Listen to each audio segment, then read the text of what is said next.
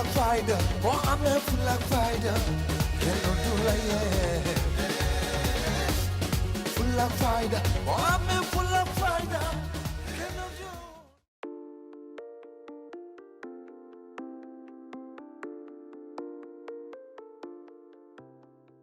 Salut à toutes et à tous et soyez les bienvenus dans ce 4e numéro du journal consacré à l'actualité des transferts sénégalais en Europe. On débute par la France où le Racing Club de Lens a manifesté son intérêt pour le défenseur central sénégalais Papy Djilo Bodji. Sans club, après avoir rompu son contrat avec Sunderland, Djilo Bodji pourrait rebondir en France. Selon la chaîne Stade d'Afrique, spécialisée dans le football africain, le club lensois serait même en contact avec l'international sénégalais de 30 ans pour un transfert dès cet hiver. Cependant, Lens n'est pas le seul club intéressé puisque l'en avant de Guingamp et d'autres clubs turcs sont dans les rangs. 17e de Bundesliga, le club allemand d'Hanovre est en difficulté dans cette première partie de saison. Sa défense orpheline de Salif Sané, parti au Schalke 04, est complètement à la dérive. Le mercato d'hiver arrive à grands pas et les dirigeants d'Hanovre veulent en profiter pour renforcer leur arrière-garde. Le défenseur central sénégalais de l'Olympiakos Pape Abou Cissé serait l'une de leurs cibles. Selon Sport Buzzer, le club allemand serait même prêt à mettre sur la table une offre de 5 millions d'euros.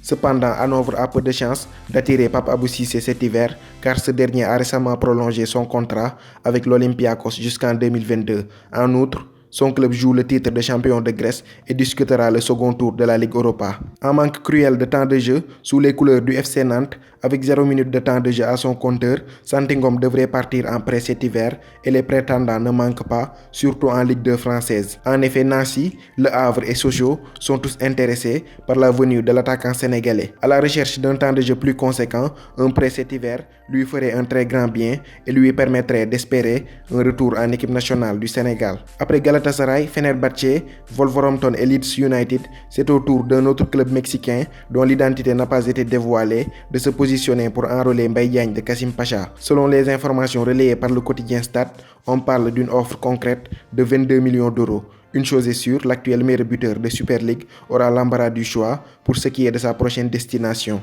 Annoncé dans le viseur de Cardiff City, Baye Omar Niasse est aussi sur la liste des attaquants ciblés par le club turc de Fenerbahçe. En difficulté en championnat, avec une décevante 17e place, aurait coché son nom parmi les potentiels éléments qui viendraient renforcer son secteur offensif. Pour rappel, Baye Omar Niasse avait déjà fréquenté la Super League durant la saison 2013-2014 sous les couleurs d'Akhisar Belediyespor. Une aventure réussie puisqu'il avait inscrit 12 buts lors de son passage. Du côté de Saint-Étienne, Cheikh Mbengue se rapproche de plus en plus d'un départ. N'ayant pas discuté la moindre minute avec son club depuis février 2018, Mbengue n'entre clairement pas dans les plans de son coach Jean-Louis Gasset. En plus, son salaire astronomique de 90 000 euros le mois est un véritable casse-tête pour les dirigeants stéphanois. Sous contrat jusqu'en juin 2019, ces derniers pourraient même proposer à Mbengue une rupture de contrat à l'amiable dans les prochains jours, ce qui pourrait faire du latéral gauche sénégalais un joueur libre de tout contrat qui pourra signer où il veut pour ce mercato d'hiver, mais on n'en est pas encore là. C'était tout pour ce 4e numéro du journal consacré à l'actualité des transferts sénégalais en Europe. Quant à moi, je vous donne rendez-vous à bientôt pour de nouveaux épisodes. D'ici là, portez-vous bien et n'oubliez pas de vous abonner à ma chaîne YouTube pour ne rien rater de l'actualité du football sénégalais.